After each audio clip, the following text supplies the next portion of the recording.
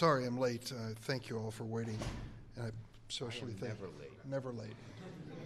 For the first time he was on time and I was.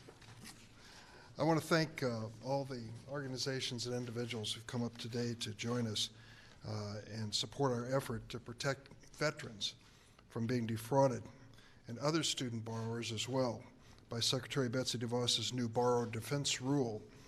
I want to thank Tasha Burkholder, Ohio Army veteran and former ITT Tech student, who's here with us today to share her story. Tasha, that's you? Good. In the coming weeks, my Republican colleagues in the Senate, I hope, will join the Democrats. They have a choice. They can stand with these organizations and veterans like Tasha and vote to overturn the DeVos borrower defense rule, or they can vote to deny defrauded veterans who've been lied to by these schools and student borrowers from the loan relief that Congress intended for them when we created the amendment to the Higher Education Act. Under the DeVos rule, just 3% of loans associated with misconduct will be forgiven.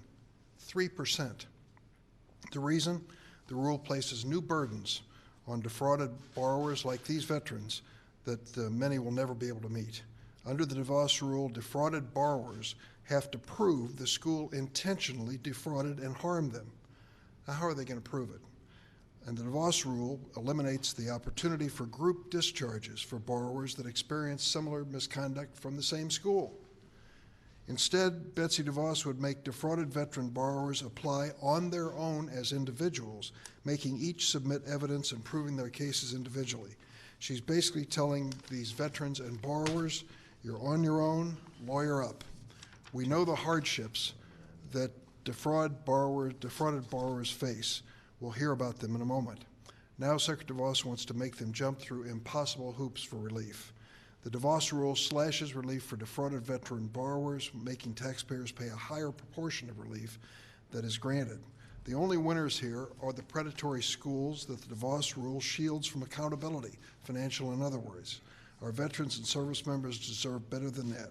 So I hope when this resolution comes for a vote that all of those who give great speeches on the floor and back home about how much we honor our veterans can show it with their votes. I know one person who will, and that's the Democratic leader of the United States Senate, my colleague Chuck Schumer.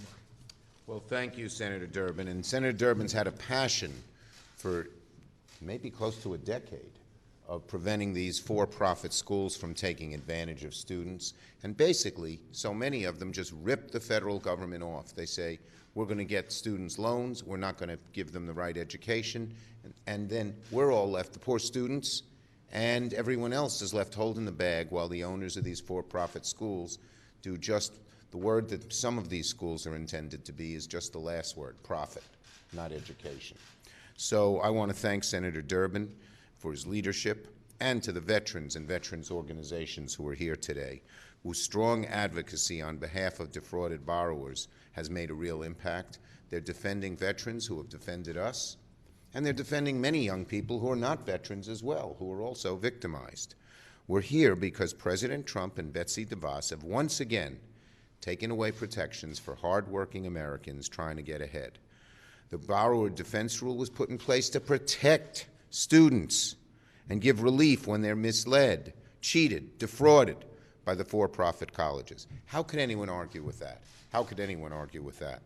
If you get cheated by your school, if you pay big money to a for-profit institution and they don't deliver, you should be protected financially, just like any consumer is protected by law from fraud and from false advertising. But right now, tens of thousands of borrower relief applications are held up at the Department of Education. Tens of thousands of students. Betsy DeVos is in the pocket of the for-profits. So is so much of the Republican Party these days. And I'm sure it's one of those cases of show me the money. I'll bet they contribute a lot. But it's outrageous because look who the victims are. Folks like Tara, who've defended our country. They bravely served our country, and they are targeted specifically by these for-profit institutions. They come back from Iraq or Afghanistan or anywhere else around the globe, and they got to get their footing. So the for-profits swoop in and say, here's an easy path. And many of these young people figured, okay, why not? It's college. And then they're left holding the bag. The Trump administration, instead of protecting the students, is doing the complete opposite. It's hurting them. They've changed the rule to make it harder for students to apply for protection and less likely that they'd get reimbursed. Excuse me. President Trump himself founded one of these predatory schools, promising great secrets of success in the real estate world. Turns out profits were the bottom line, not student success. Do you remember Trump University?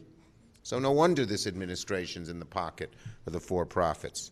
10 years ago, a federal judge finalized a $25 million settlement between the President of the United States, then soon-to-be President of the United States, and his students. He had to pay $25 million for ripping off the kids. But many of these institutions have done even worse. Students cheated by the for-profit schools deserve the same support as those who went to Trump University have gotten. So soon, Senate Democrats, with the great and indefatigable leadership of Senator Durbin, will force a vote to overturn the Trump administration's rule. I am asking every student, every family, every person who cares about justice to call their senators, particularly our Republican senators, and say, pass Durbin's bill, and we can protect students. I look forward to working with him shoulder to shoulder to make sure this is done. Thanks. Thank you, everybody. Gotta go. So we have a number of veterans here today, and it's kicked off by Tasha Burkhalter, a U.S. Army veteran and a former ITT Tech student. Take it away, Tasha. Good afternoon. My name is Tasha Burkhalter, and I'm an Army veteran, and I traveled from Lima, Ohio here today to speak. I would like to tell you a bit of my story. After serving in the Army a little over 5 years, I was honorably discharged for medical reasons. I wanted to find a path in my life to make things better for myself and my family. My goal was to pursue a career in the FBI as a criminal behavioral analysis and forensics. I went to ITT Tech from 2006 to 2010, earning what I thought was going to be a bachelor degree of science. At the time, ITT Tech seemed like a really good option for me. It was advertised that they had high-tech criminal justice program, and admissions staff told me that the GI Bill would cover my full tuition. I was told that they also assisted after graduation for job placement, and I would have a job in my field in no time. My first red flag I encountered was when I tried transferring to a different school my sophomore year. I was told not only that my credits would not transfer, but the books I were using was outdated, and I would have to start completely over. After being frustrated and speaking to my chair at ITT Tech, I relied again on the promises of this school, and I decided to stay and finish out my degree. Unfortunately, my trust put me back in a position to continually be lied to. ITT Tech wasn't a high-tech school at all, yet I still foot the bill for a low-quality education. My GI Bill did not cover all of my tuition, and I had to take out additional federal and personal student loans. As I stand here today, I currently owe almost $100,000 in student loans. For a degree that no one takes seriously, whenever I told employers at job interviews where I went, I was shown the door. Out of 50 students that I graduated with, only 2 that I know of are in our field, but those jobs don't require the degree. Being married with 4 children, 3 in school and a 2-year-old at home, has been a hard challenge for me. It's hard to provide a comfortable life for them and to keep a stable home with consistency because I can't find a job in my field. I use my whole GI Bill, yet still made to take out additional loans and still have no real degree. No GI Bill to go back to school, and an extreme amount of debt. I have dealt with stress, anxiety, and depression over the whole ordeal for years. It's been a strain on my marriage, my children, and our livelihood. Sometimes I don't even feel capable of being a good mother or a wife because of the stress that these loans have given me. I didn't just miss my one shot to use my GI Bill. I'm overwhelmed by my student loan debt. I've lost homes, cars. I've had to move state to state. I've had to live with my parents and my in-laws. And I've lost time that I cannot get back. And sometimes I feel like I've lost my sanity. I just want help with my loans and my life back. Student veterans should not be left to pay for schools that are misleading and deceiving them. I appreciate you, Senator Durbin, all the work on the issues that you've done. And I really pray that everyone affected by these issues and the fraudulent schools, that it'll be forgiven and some sort of compensation will come forth. Thank you for your time. Thank you so much. Thank you. What an outrage. She serves her country. She's given a GI Bill to get on with her life. She uses that GI Bill and finds out it's a worthless education and then $100,000 in debt at top of that. And when this ITT is notorious for what they did to you and so many students, and now when you go to the Department of Education, which is supposed to help you, for 3 years, the Secretary of Education refuses to give you loan forgiveness under this circumstance. And now she comes up with a rule that's even worse going forward in the future. Thank you for serving our country. I hope my colleagues in the Senate will say thank you with their votes. Let me introduce at this point John Kamen, Assistant Director of the Veterans Employment and Education Division of the American Legion. I want to thank the American Legion especially for stepping up, all the veterans organizations, but they sent me a great letter which I've circulated. John?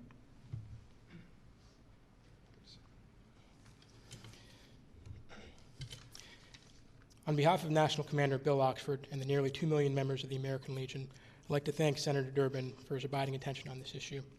And until very recently, this was not something that was remotely on our radar. But at our 2017 National Convention, our membership passed Resolution Number 82, preserve veteran and service member rights to gainful employment and borrower defense protections.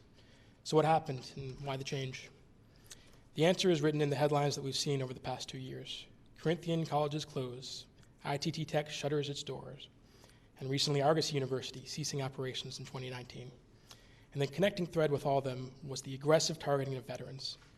We can report that it's a fact that veterans are often singled out and targeted with deceptive, fraudulent, and predatory college recruiting practices, and it is becoming increasingly clear that the borrower defense rule would be critical to student veterans' protections against these lucrative scams. As veterans are aggressively targeted due to their service to our country, it is clear as glass they deserve the right to group relief. The Department of Education's borrower defense rule stripped them of it, forcing veterans to individually prove their claims, share the specific type of financial harm they suffered, and prove the school knowingly made substantial misrepresentations, even when the misrepresentation itself targeted veterans writ large.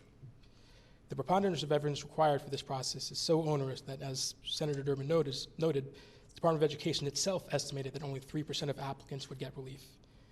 In other words, this rule is not a pathway to relief for student veterans. It is a wall to it. As we speak, thousands of pending applications for relief, including many of the veterans who attended schools like ITT Tech or Corinthian, remain unopened. These are the people who are left holding the tabs as these questions are litigated today. And we're not asking the Senate to come up with a perfect solution to this rule, rather just to acknowledge that we can do better for veterans.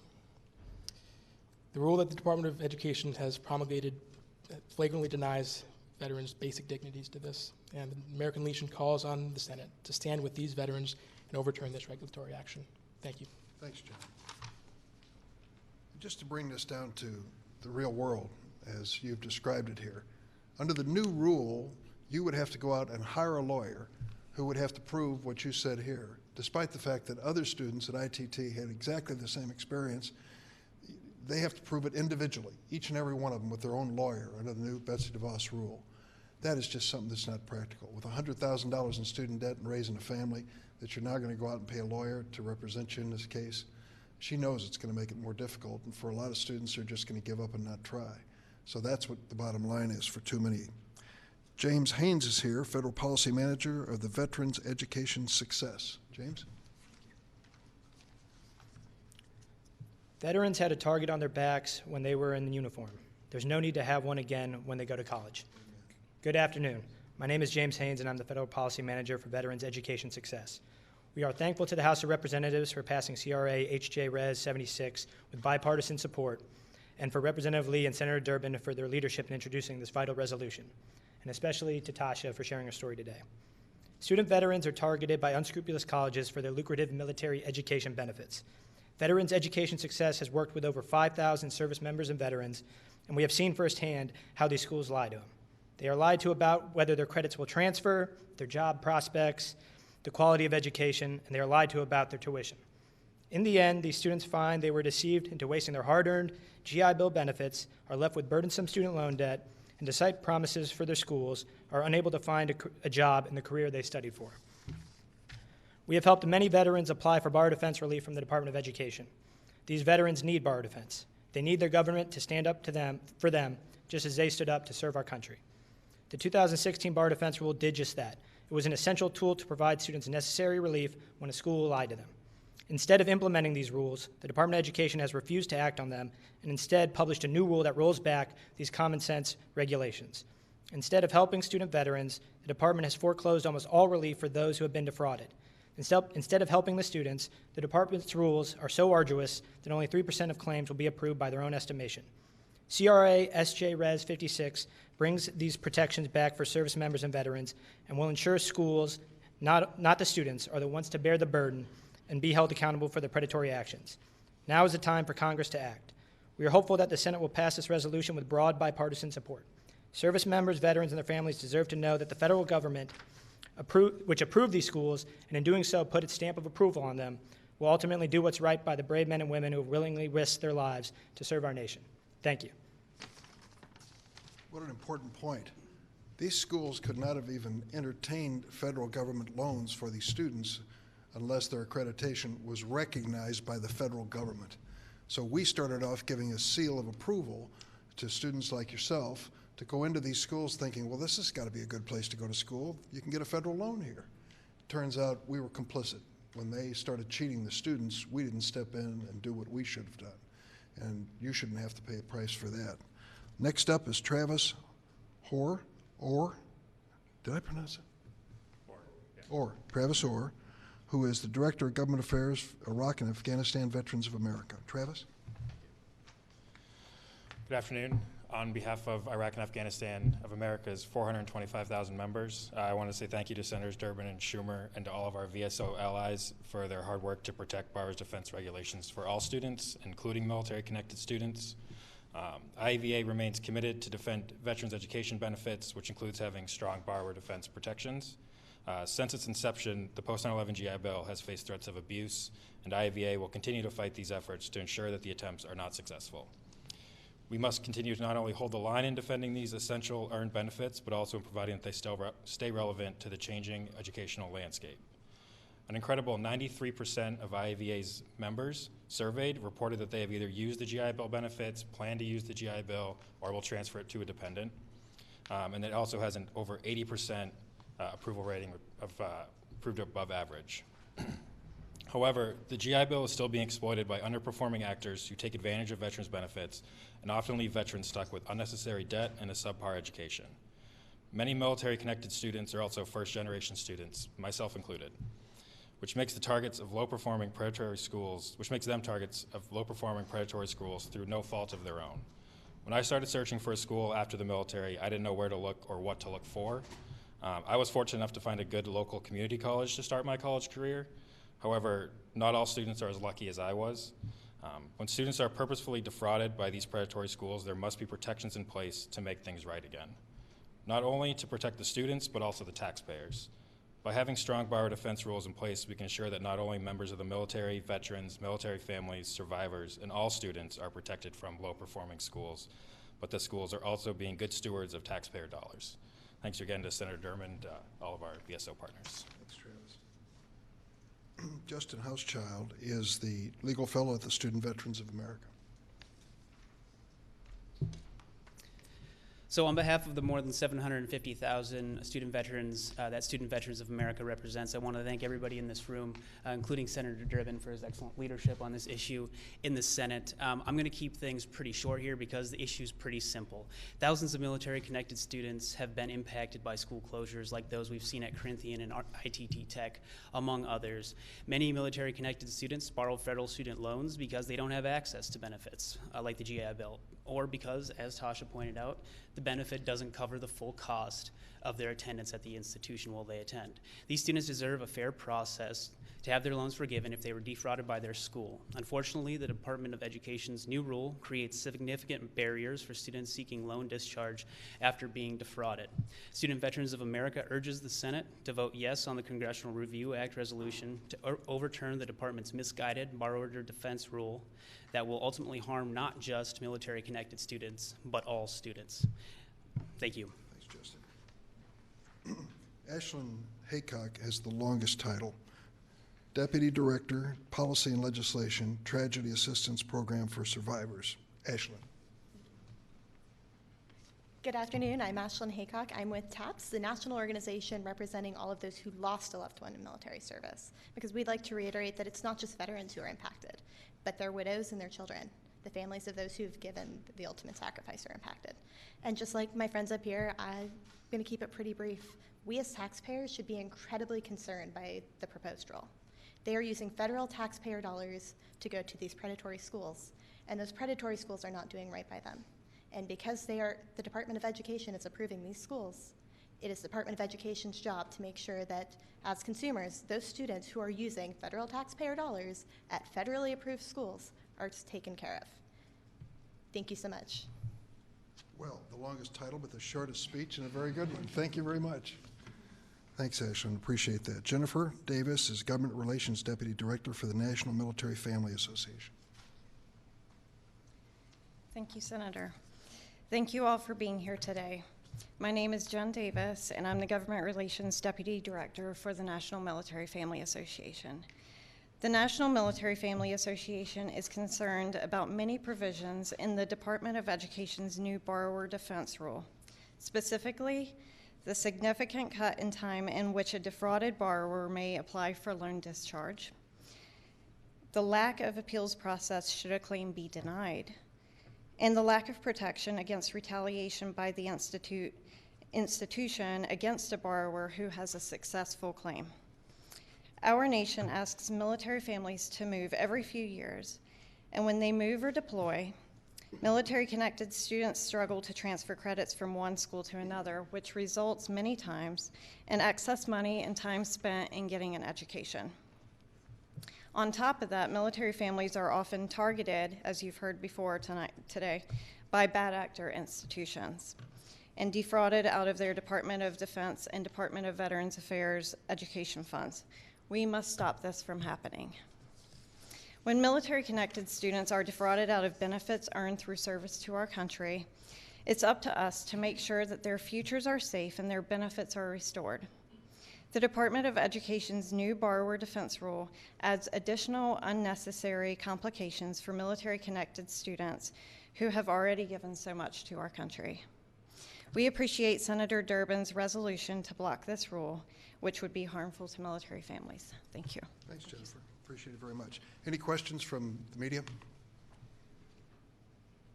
Yes.